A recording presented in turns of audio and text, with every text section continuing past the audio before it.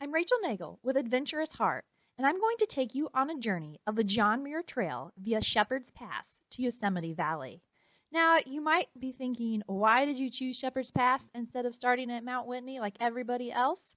Well, permits are hard to get these days, so after being denied southbound and northbound, we found two on Shepherd's Pass, and despite its well-known intense elevation gain, we took it. So starting out 45-pound packs, 10 days worth of food, we started on Shepherd's Pass. We'd planned to go slow and steady, 28 days with 4 0 days, so we could truly relax and enjoy all of the magnificent vastness of the Sierra Nevadas. In the end, it ended up taking 22 days. So I invite you to relive our 22 days on our journey on the John Muir Trail and see all of the vastness that it has to offer.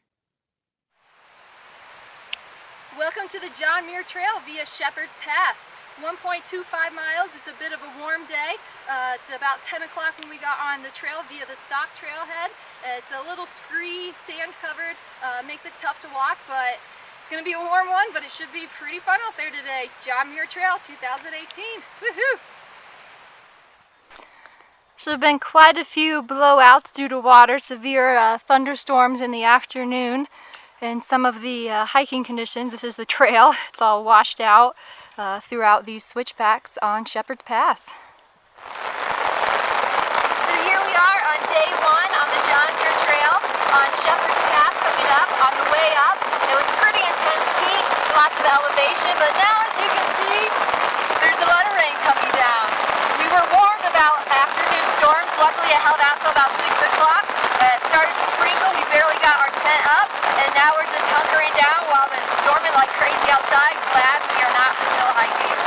So John Muir Trail, you have to love adversity. Speaking of adversity or those oh no moments, I had one of them during the first day. It was about midday, and I realized that the orange trowel that had been in my side pocket was no longer there. It had fallen out in the East Side Sierra Shuttle van while it was taking us to the trailhead. Now, on a short trip, not a big deal. You just use rocks and sticks to dig a hole. On a 3 to 4 week trip, still not a big deal, but having a trowel is definitely a nice convenience. Fortunately, on day 2, as we were heading from Mahogany Flats to Shepherd's Pass, I saw a group and said, "Hey, I have a weird question for you. Any chance I can buy a trowel off of you?" Not only did they have a trowel and give it to us, but they insisted, no charge, please just take it. The Deuce number 2 trowel is absolutely amazing, and I will always take it with me in the backcountry. So a special thank you to that group who gave us that trowel. I love it, 100% recommend it. With the trowel secured, we made our way over to Shepherd's Pass, a pass that rangers had said there would still likely be snow on, and even recommended that an ice axe wouldn't be the worst idea. That made us a little nervous as to if we made a good decision not bringing an ice axe, especially as we walked past the mule deer carcasses from the 2017 heavy snow year.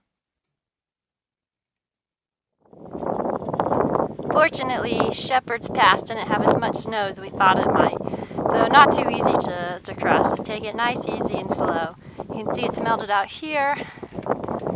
Goes down. I'm glad we didn't have to go up that. Overall, good. It's day 3 on the John Muir Trail. We finally made it to the John Muir Trail via Shepherd's Pass last night. It was raining, so we couldn't get too much footage, but in a meadow watching all kinds of critters roam around this morning, so it's pretty cool to be able to watch. Mosquitoes in the camp were kind of hectic last night, but the meadow's beautiful this morning. Birds flying, marmots crawling around, squirrels, all kinds of fun. So we're about to head to Forester Pass. Apparently it is up through there. Doesn't look like much of a way through, but we'll be experiencing it in just a little bit. Great views up here though. Amazing views of the lakes continue to change as you ascend.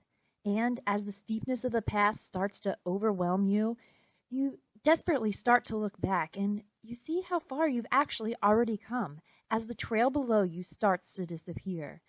As the trail below disappears, your eyes make their way up to the top of the pass, and your eyes start to visualize the switchbacks in the trail in front of you weaving up and through the rocks. And before you know it, you've finally made it to the top of the pass. And at that point, you realize that with like all things in life, you just have to be willing to take the first step, and you'll never know what amazing places you'll find. Up top, after summiting and taking a little bit of a rest, afternoon storms move in once again. We see lightning in the distance, and we think immediately we need to start to descend. Not quite like that, Phil. Maybe we'll take a different route down. Anyway, it continues to hail and even snow as we continue to descend off of Forester, one of the highest passes in the John Muir Trail. In fact, it's the first time we've ever seen snow in July, so it's kind of fun and magical, even though you're getting snowed on. As we continue down, we make our way to beautiful Viaduct Meadow, where we'll spend the night. Day 4 ended with beauty, but started with problems. Steep terrain was playing havoc on Phil's knees, only allowing us to cover about 2 miles in 3.5 hours as we headed up Glen Pass, our second pass on the John Muir Trail. We did learn a couple valuable lessons along the way, though. One, you need to make sure as you're going up steep terrain that your knee is over your ankle with every big step. No walking with your toes in or your toes out, because it will eventually cause knee problems, which we think is what happened with Phil. Also, make sure you switch which foot you're stepping up with, so that you can give each one a break. Don't always step up with the right, don't always step up with the left. Make sure you rotate it so that your body can get used to more terrain if it's not already used to it. The knee issues, combined with bad heel blisters on both feet from, again, not listening to the importance of breaking in boots, caused us to be at this speed. This is the speed on the John Muir Trail, kind of like Kilimanjaro. In most cases, this speed would be intolerable to a hiking partner, but after a couple of years of hiking with the same person, I've really learned the importance of staying positive. So in the end, we ended up leapfrog hiking. I'd hike ahead at my pace and then wait for Phil to pass while I took pictures, wrote in my journal, and really just took in the scenery, which allowed me to truly appreciate all of the beauty on the trail. Something I'd actually start to miss by the time his knee got better on day 7. We really started to understand the importance of hike your own hike. I would hike my speed, and Phil would hike his. Reaching Ray Lakes, I stopped to talk to a southbound hiker. And Phil knows the rules about waiting for everyone at every trail intersection, but he thought I'd seen him since I wasn't that far away, but I didn't. And I, very excited about all of the views, continued straight, missing the trail just to the side about 20 degrees, the John Muir Trail. As I continued hiking, I thought it odd that I hadn't caught up with Phil, but I'd seen lots of cool things to take pictures of. I was taking pictures of the mountains reflecting in the water and the lakes. I was taking pictures of a doe and her 2 fawns. But then, as I continued, the trail ascended instead of staying flat, something that wasn't supposed to happen. So I took out my map, looked at it, and saw my mistake. I was on the wrong trail. I was headed up to 60 Lakes. Now I thought, if Phil was ahead, the trail dead-ended, he'd have to come back too. If not, I'd see him on my way back down. Luckily, we were reunited at Ray Lakes. And as we reunited and set up camp at Ray Lakes, we continued to take in the beautiful views of the mountains reflecting on the water. And I even had the opportunity to listen to a guy playing the ukulele while I filtered water that night. We're on day 5 of the John Muir Trail, the easiest section so far. Most of it's been a lot of uphill and tough, but now you can see it's a bit of gradual downhill forested area. Crossed a couple creeks as we were going through and made it to the suspension bridge. So one person at a time will be crossing here. It's been a relatively downhill flat way to be able to get here, so 7 miles in before noon, so it's been a good day. Come along with me across the bridge.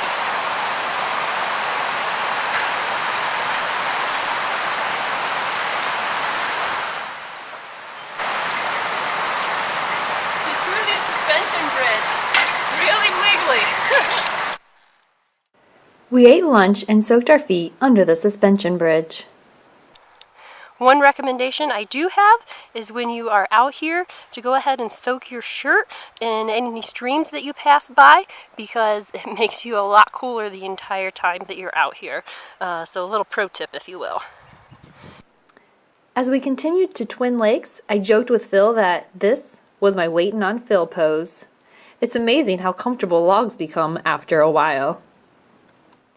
At camp, Phil filtered water and I did laundry backcountry style, using our cook pot, biodegradable soap, and being at least 200 feet away from a water source. Day 6 of the JMT, we just went over Pica Pass. A long and steady uphill, but better, not as hard as Forester. This is Lake Marjorie and another smaller lake over here. Beautiful scenery. The vastness is incredible. Saw a hummingbird yesterday when I was waiting on Phil, which was pretty cool, and another one flew outside of my tent this morning. I saw its silhouette and heard its wings. So beautiful vastness out here on the JMT.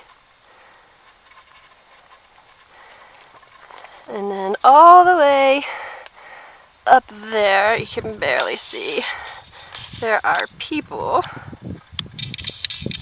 And that is Pica Pass. We've decided to go up Mather Pass and camp just on the other side for tonight. As you can see, the smoke's still rolling in. Visibility's down to about a mile. So, not great views. At least we can't smell it too much. It's not affecting our breathing, so we're thankful for that. But it's a smoky one.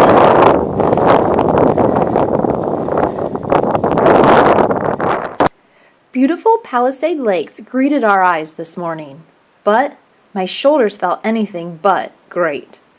I decided after 7 days on trail, they shouldn't be this sore. So I started making some adjustments to my backpack, and believe it or not, it helped tremendously. My pro tip for other hikers is if something doesn't feel quite right, don't muster through the pain. It's not worth it. In fact, one small adjustment could make a huge difference, just like it did for me. Feeling better, we headed to the switchbacks of the Golden Staircase, where we were greeted with something I coined as smell pockets. So day 7 here on the John Muir Trail, and as you're going you get some little luxurious treasures. I like to call them smell pockets. You'll be walking along and all of a sudden something smells so good, you look over and here they are. Luxurious treats while you're on the JMT. Make sure you take time to enjoy all the smell pockets while you're out here. The beauty continued as we descended through a variety of meadows until we reached Little Peat Meadow, just past LeConte Ranger Station, where we were greeted with a doe and 2 fawns once again. As you hike, all kinds of thoughts enter your head. In fact, my quote for today was, "We are seeing more natural beauty in 1 month than some people will ever see in a lifetime." Man, I feel sorry for those people. Phil's quote was, "I'll take some shrimp skewers and lemonade." I guess he's really starting to crave front country food at this point. Too bad the only thing he has to look forward to for tonight's dinner are some freeze-dried sausage and veggies with couscous. I guess that will have to suffice. In actuality, though, our dinners have been pretty good. We have a variety of them, and I have another YouTube that will allow you to see all the different ways to cook some additional meals in addition to the boil in a bag meals. Interestingly, we were told that the average JMT hiker needed around 3,000 to 4,000 calories per day. And with space limitations, we just couldn't make that happen.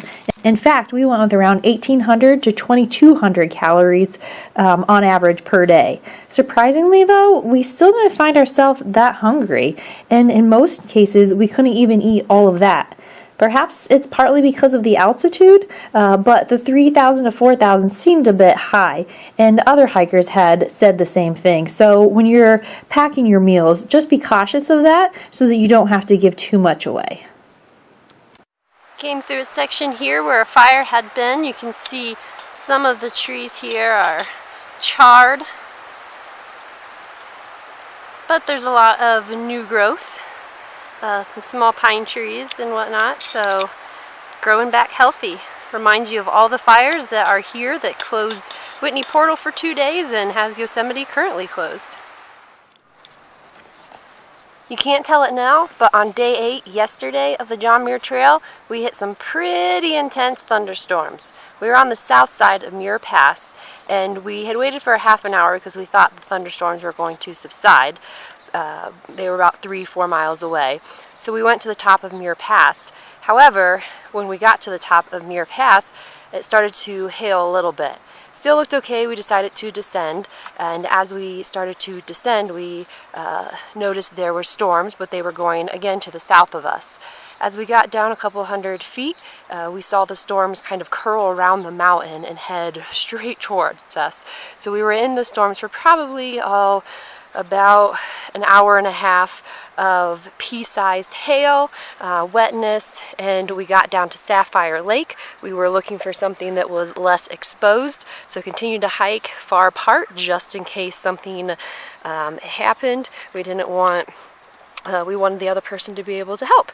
So now we are today drying out all of our clothes, our tent, before we get on the trail on the morning of day 9. The thunderstorms were intense. We had about strikes within a half a mile or less of us. I saw one just on the other side of the ridge that we were hiking on. A little intense, but we knew get down, get low, and then welcome to beautiful Sapphire Lake this morning, where it's sunny and things are starting to dry out. So here we go, day 9 on the John Muir Trail is looking good. Before we rush into day 9, it's important to note that day 8, before the storms came, was tons of fun, especially as we discovered the John Muir Trail dinosaur. We had no problem staying on track on day 9 as we made our way from Evolution Lake to Evolution Meadow. Hi, little marmot friend. Show me the way. In addition to our marmot friend, we saw some interesting ants along the way. We have some intense house cleaning here. A bunch of ants in a log are basically continuing to bring out sawdust. Ant house cleaning at its finest. What do you do with what you don't want? You dump it out, of course. And there you have it. Big pile of sawdust. On day 10, we forded Evolution Creek and followed it downhill 7 miles to what we thought was going to be the last campsite before the Muir Trail Ranch, or what people refer to as the MTR. It turns out, however, that there are actually additional camping sites by Muir Trail Ranch by the Blaney Hot Springs. But not knowing that, we arrived at camp around 2 p.m. We got in rather early, and we actually debated, should we continue on to Muir Trail Ranch to get our resupply that night, or should we wait and make sure we had plenty of time to really enjoy the Blaney Hot Springs? In the end, of course, waiting and making sure we had time to do the hot springs won out. So when you get to camp early, there's only one thing to do. Pine cone games. Alright, Philip, let's see. Kinda like cornhole. But you have to get closest to the big rock. So you have to try to get closest to there. Let's see it again. That's pretty good. So 5 points for the closest, 3 for the next closest, and then 1. Not bad. Now it's your turn. Alright, keep videoing me. My sap-covered hands. Alright. Ready. Pretty good.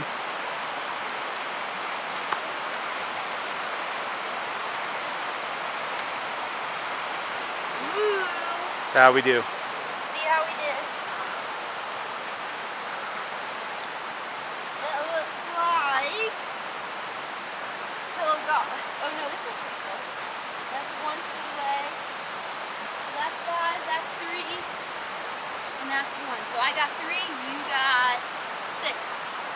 That's how you have fun in the backcountry. We also played Pine Cone Connect 4 using light and dark colored pine cones.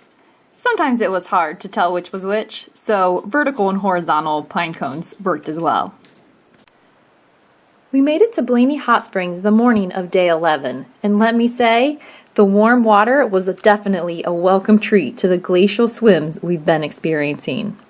Though I will say finding the meadow was a little more problematic than we initially thought. So when you go there, be sure to look at the map that's posted there and it will help you get straight there. There's a lot of trails because you can camp in that area, but if you get to the river, look for a rope that's strung all the way across. If you cross at the rope, it will take you directly to the meadow. We ended up crossing upriver, again where the campsites were, and it was a little confusing to find. So cross at the river. Do note that there was a log that looks perfect to sit on to put your river crossing shoes on, but it was full of bees that swarmed us. So look for the log that's down that has the holes in it and do not sit there. The Muir Trail Ranch was welcoming to backpackers, and we easily got our resupply bucket. We came to our resupply at Muir Trail Ranch. Look at all this goodness. Woohoo! We'll see how much we want to eat now and how much we save. We should save most of it. One thing I do recommend is if you have extra room in your resupply bucket, put something there that you can eat that maybe you want to carry. Extra M&Ms, some type of snack. It tastes really good and you're really craving it at that point. So add a little extra something in there for you. A great thing about Muir Trail Ranch is they have hiker bins there. So basically buckets that are labeled with different things. First aid supplies, drinks, snacks, meals, anything extra that people brought that they didn't want to continue to carry. So if you overpack, you can leave items there. If you're craving something, you might be able to find it there. For instance, I was craving some type of flavored drink like Gatorade. I looked through the drink bucket and couldn't find any Gatorade, but I did find an orange powdery substance in a plastic bag. In the backpacking world, that could only be one thing: Tang. If it looked like Tang, it smelled like Tang, it must be Tang. I mixed it up and it tasted absolutely delicious. So you never know what you're going to find in the hiker buckets. Phil, on the other hand, found a family-sized bag of peanut M&Ms and he was beside himself. The other thing that Muir Trail Ranch offers is the opportunity for you to be able to charge items such as your cell phone. Now, do remember, if you take advantage of that when you leave, you remember to get it. It's a steep climb out of Muir Trail Ranch, and Phil found that out the hard way. Luckily, we didn't get too far. I watched the backpacks, and he ran back to get his cell phone. After our resupply, we continued uphill, and on the 11th day, finally made it to the halfway point on the JMT. No point in turning around now. Guess we better go uphill to Seldon Pass and hopefully stay at Sally's Keys tonight. So onward and upward all the way to Yosemite. Sally Keys turned out to be one of my top 3 campsites during the entire trip. Not only did we see a baby grasshopper, but we heard coyotes howling just outside our tent that night. The best part was it had its own private dance floor. Okay, maybe not really a dance floor. It was a dance floor that would soon become our campsite that night, where our tent went, but you get the idea. And with Phil's phone completely charged, we played music and danced like no one was watching, mainly because no one was watching. We were camped by ourselves yet again. It's hard to believe that as busy as the John Muir Trail is, that we had camped to ourselves about 40 to 50% of the time. Perhaps it had something to do with the Yosemite fires. Day 12 was relatively relaxing as we made it over Seldon Pass, just under 11,000 feet elevation. This was one of the only times Phil beat me over the pass, so we joked with each other saying, "It seldom happens, but Phil beat Rachel over this pass." On the other side, we went for a quick swim in Marie Lake. You'll see why it was quick. We were trying to get enough courage to go for a swim. It's a beautiful sandy beach entrance, but it's still kind of cold and windy. I think I gave up, but Phil's still trying to make the decision. Go for it, Phil. Go for it. 1, 2, 3, go. Go. Go. On 3, 2, 1. Yeah!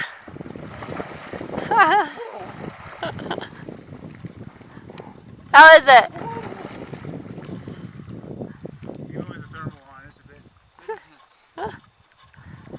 You did it! From there, we camped just past Bear Creek Trail for the night, where we saw some of the most stunning imagery of the Milky Way that I'd ever seen. In fact, there were so many stars in the sky that night that I had trouble finding the Big Dipper, a constellation I can almost always find. But the other stars were consuming it. It was absolutely amazing. Speaking of trying to find things, we would spend the next morning, day 13, searching for cell signal, which was supposed to be around Bear Ridge Trail. But for one reason or another, we never were able to find it. Sorry, Mom, you'll have to wait a few more days until we make it to Red Meadow for us to check in. Though we weren't able to find signal, we did find a few things. One was some of the steepest terrain that we had seen with the switchbacks that wasn't part of a pass. Lucky for us, we were going downhill instead of uphill. We also found some pack mules along the way while we were hiking near Mono Creek Trail. When they passed us, we happened to be on a flat section, so I used it as a little bit of motivation to be able to hike faster. We were able to keep pace with them for a little bit. That was until the trail started to ascend. Once they started to go uphill, it was all over. We couldn't keep up.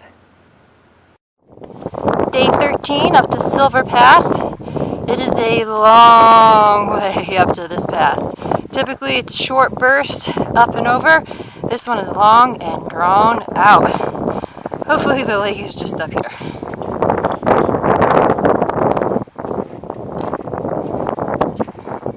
Keep on going! Slow and steady. At the top of Silver Pass, we were greeted with a series of beautiful lakes, including Chief Lake, where we'd end up spending the night. You could also see some plumes of smoke filling the air, and in fact, covering some of the mountains in the distance. We already knew Yosemite Valley was closed, but we'd see what else we'd find along the way. But for tonight, it didn't matter. We were staying at one of the most breathtaking lakes along the way, Chief's Lake.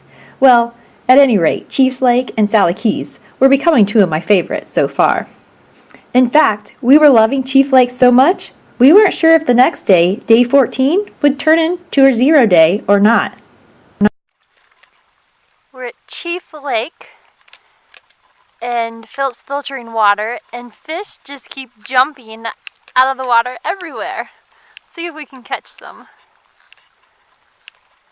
There's one. Up and over.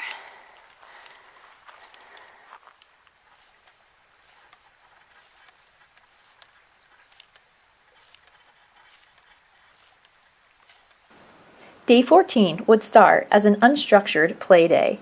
We started with a relaxing walk around the lake and a slow-paced breakfast. Then we had some fun discussions about cool ideas we could implement back home and enjoyed a hot lunch of couscous. Debating on whether to make it a full 0 day or to get some trail miles in, we finally left camp around 1:30, taking in everything that Chief Lake had to offer. The hike started out relatively relaxing. That was until we got to Tully Hole. Tully Hole was an intense, steep climb with a bunch of switchbacks, but the views of the meadow and getting to see Lake Virginia were definitely well worth it, especially because there were so many ground squirrels at Lake Virginia.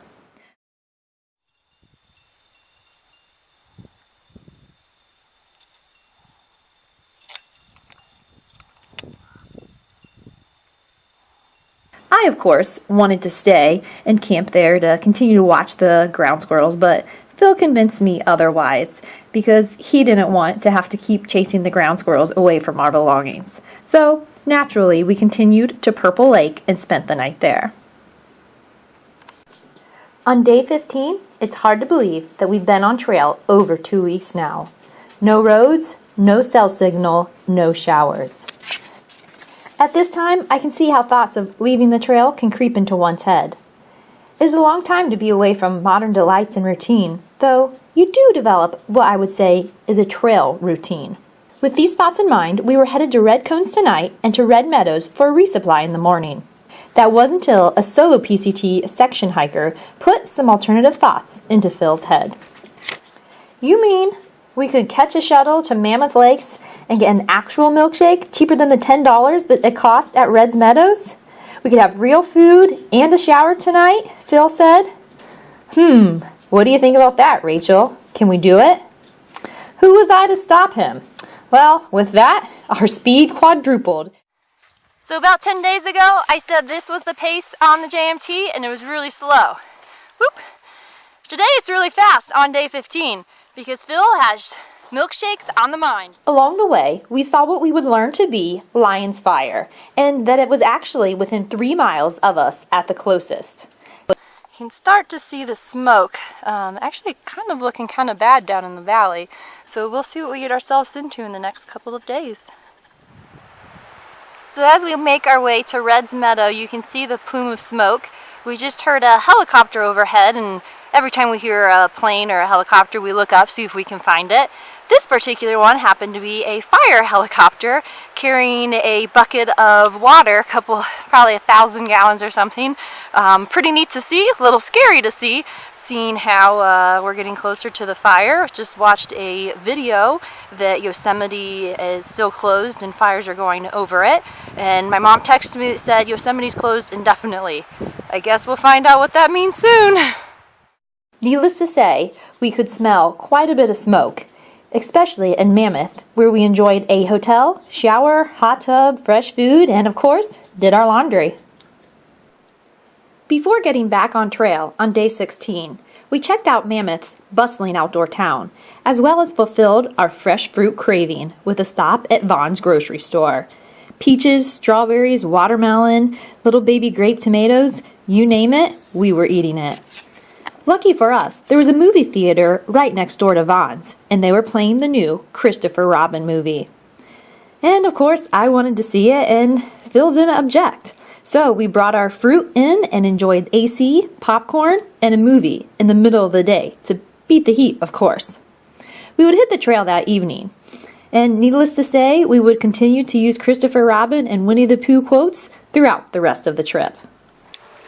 Day 16, resupply at Red Meadows.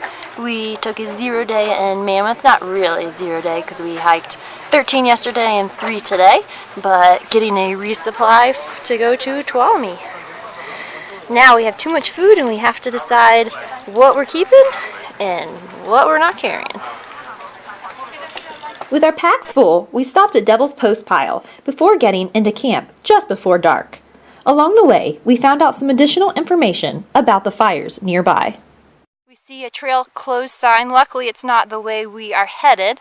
It actually shows Lyell's fire. So everyone on trail has been talking about the Ferguson fire. It wasn't until we got into town we heard about the Lyell fire. Here it is. So you can see the fire. Let me see if I can zoom in a little bit. So the fire obviously is here. And we were on the John Muir Trail here.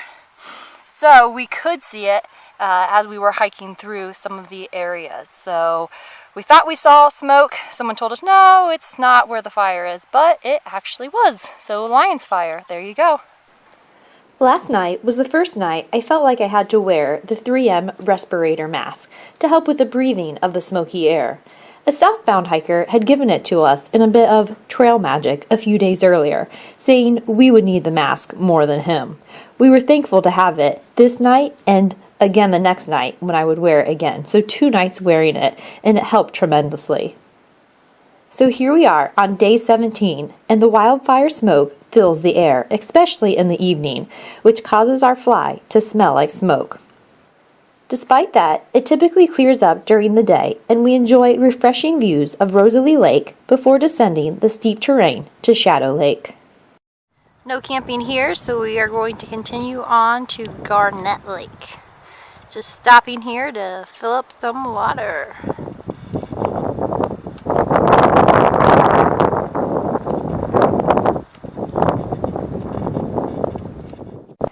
We'd spend the night at Garnett Lake, high above the water.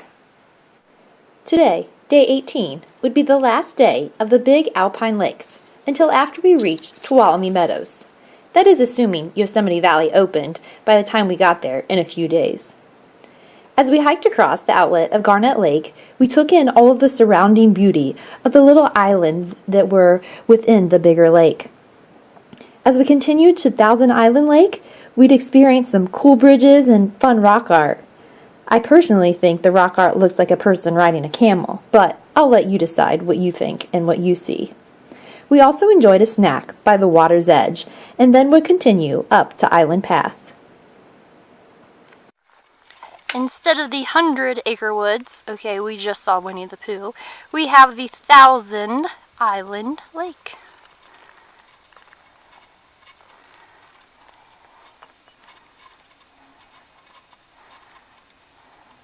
And we're headed to the 1,000 Island Pass, which I think is going to be the easiest of all. Hope I'm not wrong. A few hundred feet up, not too bad, relatively speaking. Cool. You ready? Oh yeah. Woohoo! And then we got our last big pass, Donahue. Maybe later today, maybe tomorrow, we'll see. See how we're feeling when we get there. Cool. Got Donahue Peak in front of us. Just had a quick storm pass by us. Not too bad. Little wind, little rain, thunder in the distance, but quickly dissipated. It actually helped bring the smoke fumes down. We just got off the phone with Mom back home and said, all right, we gotta go. A storm and smoke is rolling in, so we have to go. We lost service at that point, so we're not sure how much she heard. But here we go, up and over Donahue Pass. Obviously, Phil has been away from technology too long. Full signal on Donahue Pass. Oh no, everything's going great. Yeah, lots of fun. Hello? Oh.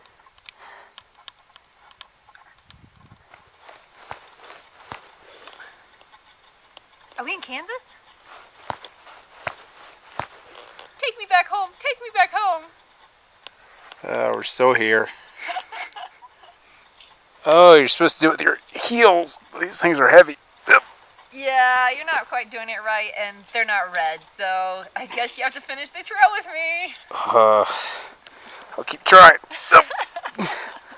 Nope. Use a little blood, make your boots red. All Or right. you can just have fun with me. Guess I could just finish it. A few more days, right? A few more days. Almost there. Day 19, we camped just below Donahue Pass, and we have Lyell Glacier in front of us. So you can see the glacier.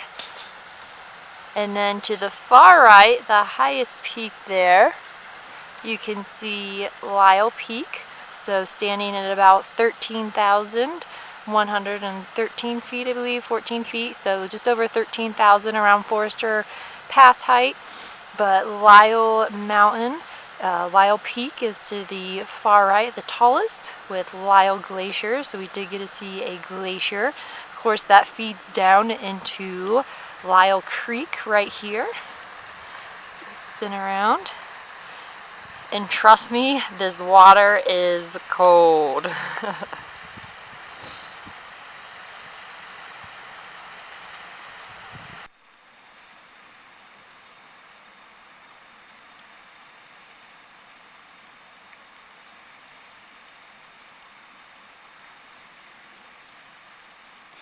Day 19 on the JMT, one of the most important things you have to remember to do is to relax a little bit.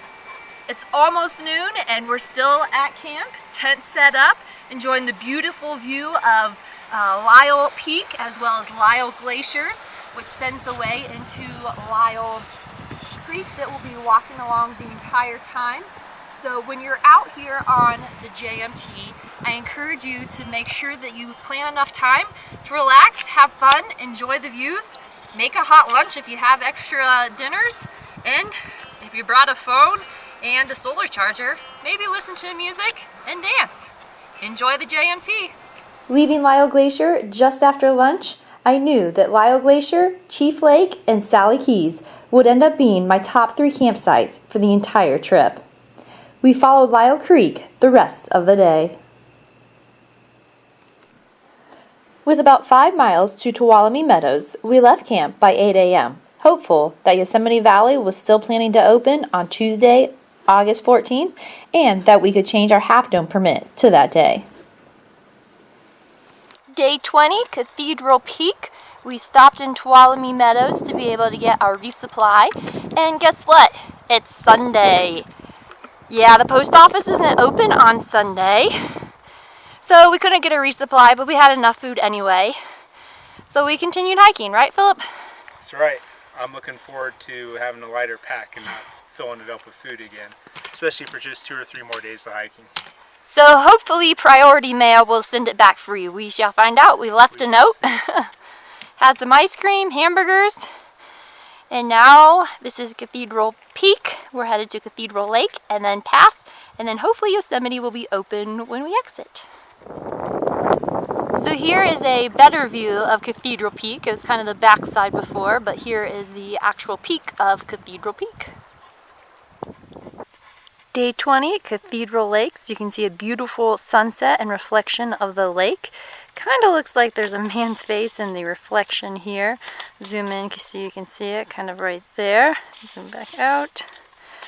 But an overall beautiful sunset on Cathedral Lakes.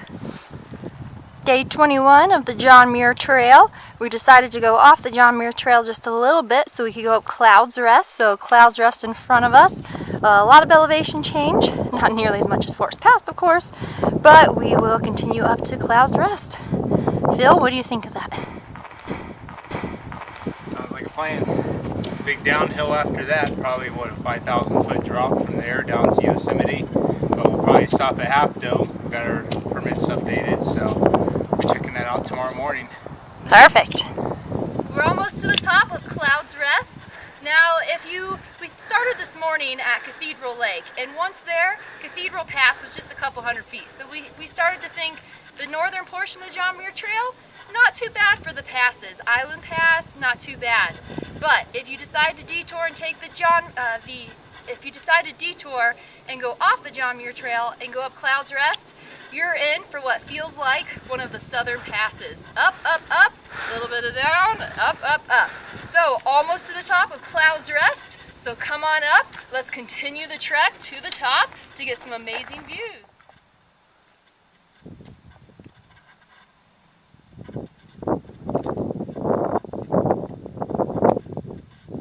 We're so high in the area of Clouds Rest that ravens are flying around, bees are following me, and a helicopter just came over not too long ago.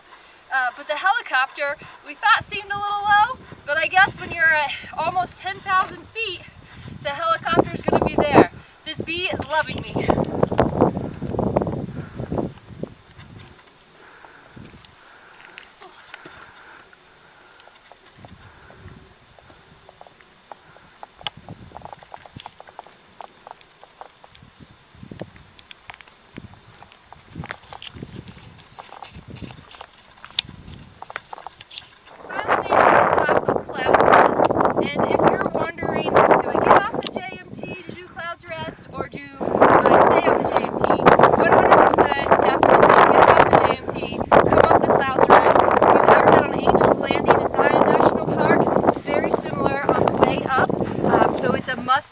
As we were climbing elevation to get up here, I was thinking, oh my gosh, this totally is not going to be worth it. But if you look around, taking the views, it's a smoky, hazy day today. So hopefully when you come, it'll be even clearer, even better, but totally worth it. Clouds Rest, amazing, awesome, love it.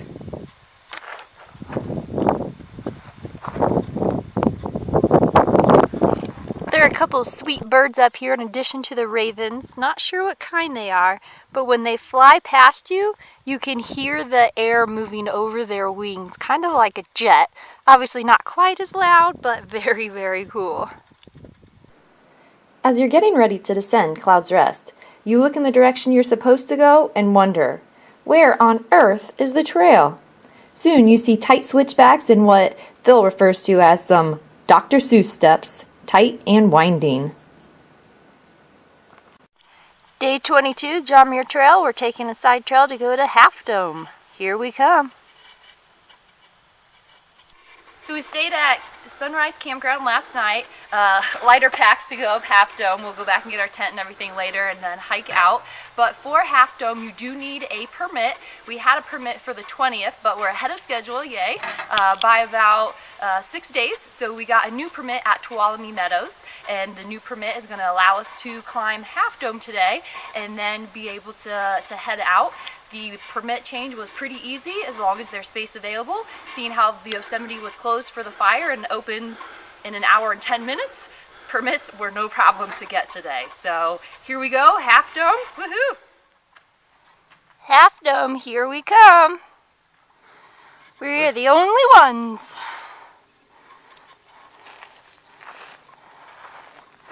Is there honey at the top, Christopher Robin? There might be, Pooh. There might be. I packed the important stuff. I had the red balloon in my bag. You silly old bear. Let's go to the 100 Acres Dome. Is it that big, Christopher Robin? It's the thing, Pooh. It's the thing. Cheers! Because I'm the only one! Our butts are made of rubber! Our tails are made out of string! This is how you go up Half Dome! And now it begins, the ascent up Subdome and Half Dome. Woohoo!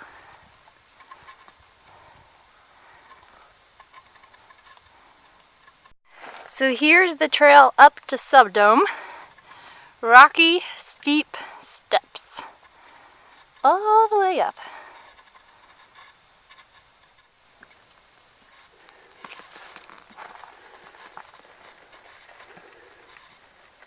We're almost to Subdome.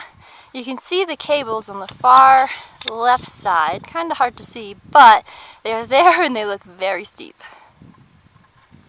After quite a bit of uphill and trying to find the path, we made it to the top of Subdome. And there's parts where the trail, you're not really sure which way it goes. Just follow the rock, up, up, up.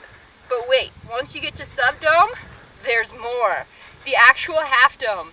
And trust me, the cables that you see in the brochures, they're a lot steeper, or appear a lot steeper in person. Up, up, and away. I'm just thankful there's not a lot of people here today, so it should make it a little bit easier. So coming up the cables, thank goodness there are cables, definitely wear gloves. It looks intimidating. You get started at first, you're like, oh, this isn't so bad. Then you hit the steep part. It's an upper body workout for sure. So glad there aren't many people here. Feels like about a 60-degree angle if I had to guess. You gonna come on up? Yeah, you reckon a big step here. And I am standing upright right now.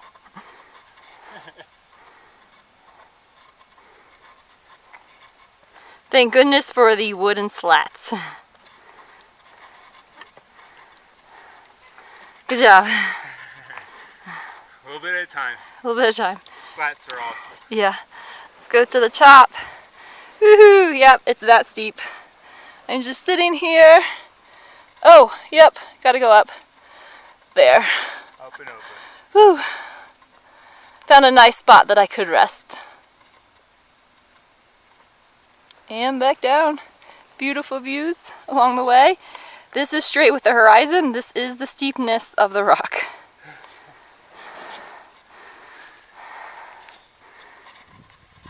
Hooray! We finally made it to the top of Half Dome. And trust me, it is steep and it is hard. We've been on the JMT day 22, and I would say this is probably the hardest thing we've encountered. A lot of upper body strength to pull yourself up the cables. Of course, this is not steep, this is easy. Back there, it was very, very steep, and you needed to pull these all the way, and then you would hopefully get to one of these, then you pull your hand on the other side so it could stretch, and you could step up over the slat and take a break. So if you're planning to do a Half Dome, make sure you get the permit and make sure you're ready for it. Bring gloves, they're a lifesaver on the cables, but 100% worth it, do it. Not if you're afraid of heights though.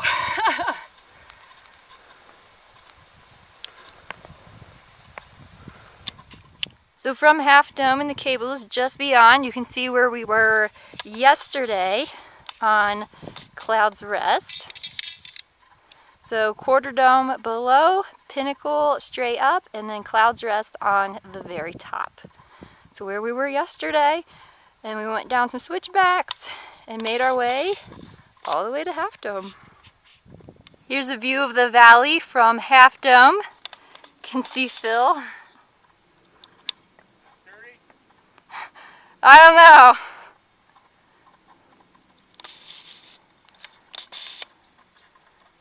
Beautiful view. All the way down. You can see the river. I'm not going to get too close, but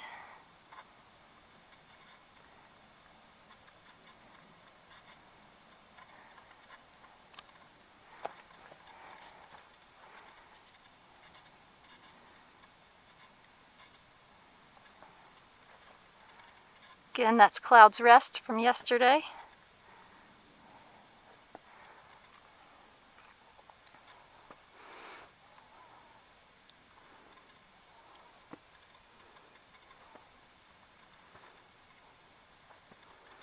Nagle, what are you doing? I get yelled at for doing that kind of stuff by you. So on top of Half Dome, there are very humanized squirrels and chipmunks. Do not leave your bags anywhere. They will get into them. Case in point. Too close. Too close. Hey, buddy. Hi. You're cute, but you can't eat our food. You see how close you are to my boot?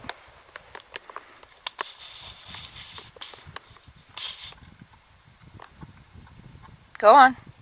Travel away. Hey, go on. Because they do that. And then your husband yells at you. Hi, little buddy. Hi, how are you? I bet you get food here all the time, don't you? People just give it to you. Do you see this? This is not good for you. It'll make you go crazy like the squirrel on over the hedge. Yeah, that's right. You don't want to go crazy. You better take off. Oh, there's Chipmunk Friend. He's coming too. So we have Chipmunk and Squirrel Friend up here. Apparently both very used to getting food. And I felt rain. Oh, and then the clouds opened up and said, "Stay for more adventure, Phil and Rachel Nagle." Yay! So only gray cloud right over Half Dome raining on us as we're about to go down. That way, sunny. Gray cloud, sunny. So the cables are wet, the rock's wet. Just started to rain as we were getting ready to start. And Philip, being the wise guy he is, saw this beautiful sign and said, "Hey, maybe we should wait, because the sign says so." I've never been a big fan of going down slippery rock on a 60-degree slope. Why start today, huh? Yeah, I think I'm good. We got plenty of time. Good all day. The valley's right there. So, lovely gray skies again. Sun. Yay, beautiful sun. As well as Clouds Rest. Gray skies over us. Yay! And sunny skies. If ever I felt like Eeyore, where the gray skies are over me, it would be now. We clearly made it down from Half Dome, and I would say that is a little more dangerous than crossing a bridge. But when you get into the front country, I guess it changes a little bit. Anyway, you do Half Dome, know that going up is probably a little bit easier than going down. Unless you're a ranger, they just run down there, they're amazing. For me and Phil, we decided to kind of scoot down backwards after the rock had dried from the storm. But if Half Dome is in your time frame and you can get a permit, definitely do it, and be careful when you cross bridges.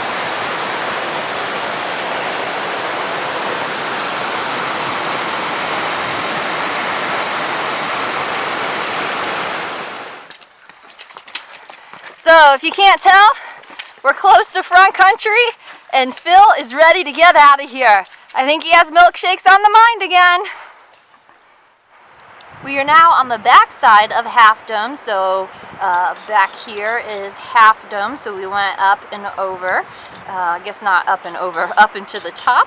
And then down here we have Nevada Falls. So Nevada Falls, pretty spectacular here in the front country of Yosemite. I'm going to be a little biased and say there are lots of beautiful, probably even a little bit prettier than Nevada Falls, no offense, in the back country that don't get nearly the recognition just because they are so far out. So I guess what I'm trying to say is if you have the chance to do the John Muir Trail, you'll see beautiful waterfalls. You might have the chance to do Half Dome, and overall it'll just be awesome. You'll love every minute of it. Maybe not every. Phil disagrees, but you'll love most of it. And you might lose some weight in the process. there you go. JMT diet. Works for me. 22 days later, we finally made it on the John Muir Trail, 211 miles away via Shepherd's Pass. So excited, ready for some real food. Can't wait. So thanks for coming on our journey. And I'm Rachel Nagle with Adventurous Heart, and I encourage you to get out and try the John Muir Trail. You won't regret it. Whitney Portal, you might say. Why are you showing that map? You just ended in Yosemite 200 miles away. Well, Phil asked me what I wanted to do since we were done earlier than anticipated. And, as luck would have it, there were 2 day permits available online to climb Mount Whitney. So 3 days after finishing the John Muir Trail, we decided, well, I decided, we hadn't really completed it because we hadn't done Mount Whitney. So here we are on the 3rd day after completing it. We're headed up the Whitney Portal Trail. We started at 6 a.m. this morning, and we're going to continue up 6,100 feet elevation gain, then back down for a total of 12,200 feet elevation change a day, 21.4 miles. Our legs are feeling good from the JMT. We're hoping the altitude does well. So Mount Whitney, here we come to conclude and finalize the John Muir Trail. On the way up to Mount Whitney, beyond Muir Lake. Beautiful canyon wall scenery. Loving the southern portion of the JMT. In the valley where we started.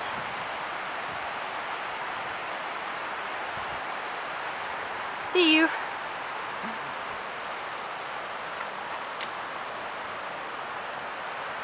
Up, up, up, and away!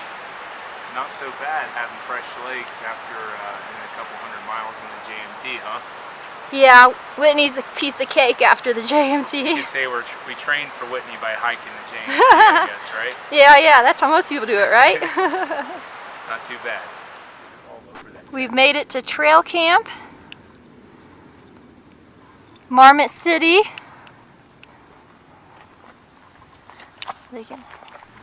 This is why you make sure all of your smellables are away. Oh, they got into the bear canister. They opened the bear canister. You guys are being bad. Very bad. Yeah, you're not supposed to get all that.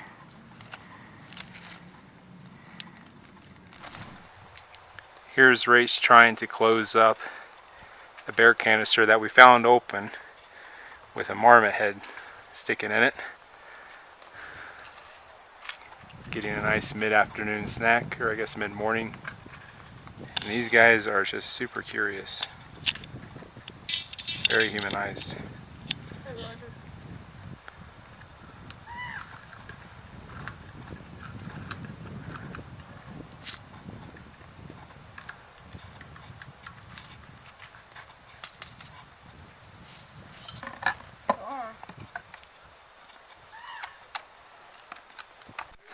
But you can see they're pretty conditioned.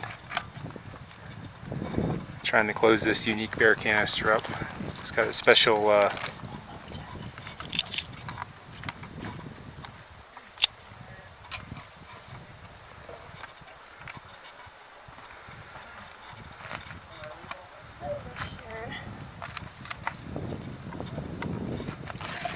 In addition to the marmots, we saw pica, which only live at higher elevations.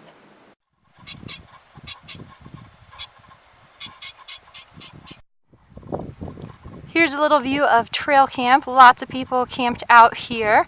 Last water supply before you summit Whitney. The only bad thing is as you walk through, it smells a little bit like a porta-john, unfortunately. High use, so make sure you use proper leave no trace. Don't leave your wag bags when you are at trail camp or anywhere in the Whitney zone. Now we're starting all of the switchbacks all the way up. White puffy clouds building. Yep, clouds building, storm probably coming, so we're gonna take off. Cables up towards Whitney. Not quite as needed as Half Dome. Half Dome were really necessary.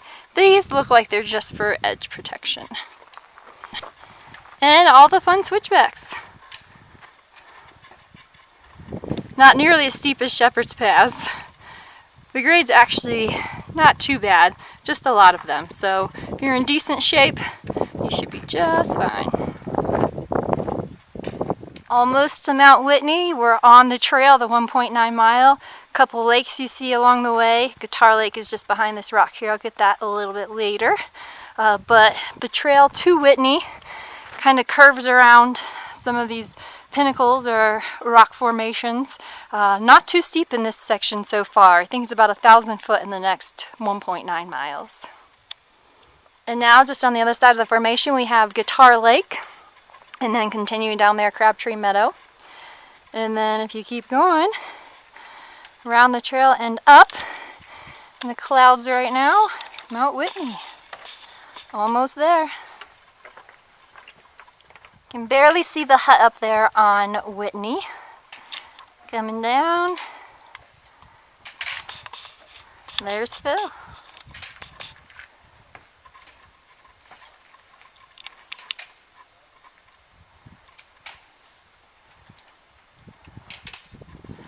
Almost there, you can see the hut right there in the clouds. You know you made it to the top of Mount Whitney when you see the hut. Erected in 1909, there's a nice trail registry here so we can see everyone who's been here. So register the National Park visitors so we can sign their name, put a cool comment. I think the comment's going to be 22 days on the JMT, 3 days later, Mount Whitney. Woohoo!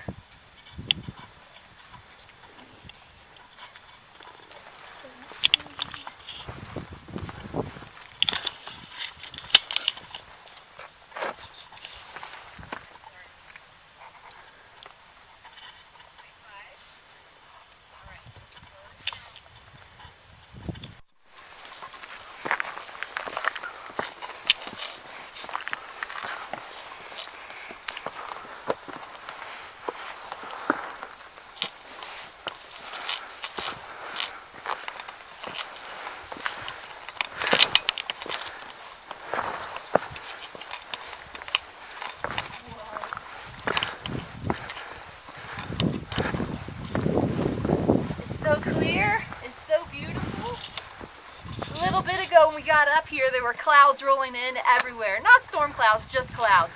But now it is so clear, you can see lakes below. Yes, we made it to the top of Mount Whitney. It took us 22 days on the John Muir Trail, Shepherd Pass to Yosemite, 3 days later up here on Mount Whitney. Let me say, those 22 days were the best training you'll ever have. At 14,000 and some feet, I've never felt so good. No headache, no nothing. So if you want to do Whitney and be altitude good and legs pretty good, do the John Muir Trail first and finish here. Kind of some of the biggest things I've learned while hiking the John Muir Trail. Two things. One, always be positive and you'll make it to the top. And two, make sure you hike your own hike. On our way here from Trail Crest, we met a guy who said, oh, you're going to the top of Whitney, it's 3 hours out. It's 1.9 miles. It may take some people 3 hours, which is totally cool, but don't tell people what it will take. You need to hike your own hike, live your own life. We got here in just over an hour, so somewhere between that range will let you get here. The elevation is what you've trained for. So I encourage you to hike your own hike, live your own life, get out there, find an adventure, and enjoy being in the clouds on Mount Whitney. We did it! Woohoo! So I think we're going to end it there finally. The J22, the John Muir Trail, day 22, as well as 3 days later, Whitney. get out there and explore. I'm Rachel Nagle with Adventurous Heart, and I hope to see you on a next adventure.